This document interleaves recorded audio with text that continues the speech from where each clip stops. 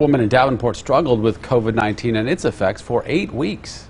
Rebecca Hike is a public health professor at Augustana. She first had COVID-19 symptoms in mid-September. About 3 weeks into her recovery, she was diagnosed with COVID pneumonia and is still right now suffering from this illness. Local 4's Michaela Hugh-Shaw reports she wants people to know how serious it can be.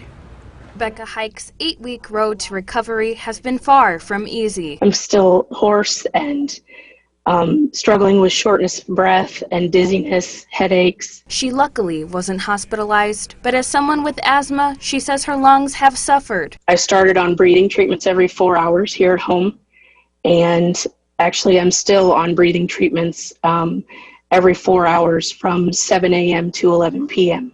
The hardest parts have been the fatigue, the isolation, and the impact on her family. My husband had to take on everything for the last 7 weeks because I'm not able to help with the kids, with cooking, with laundry. She had to quarantine in her home. The separation was hard for her daughter. She was really emotional. She was very scared.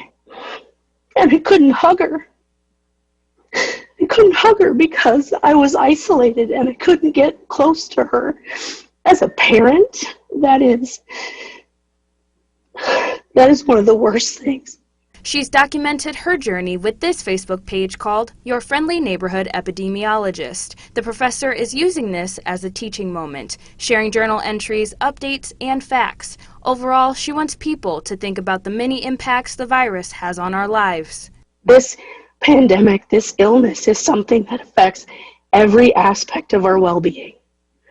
And we just have to be really open about that, I think. Michaela Hugh-Shaw, Local 4 News. She also encourages people to do their part by social distancing and wearing masks. We provide a link to her Facebook page online for you at ourquadcities.com.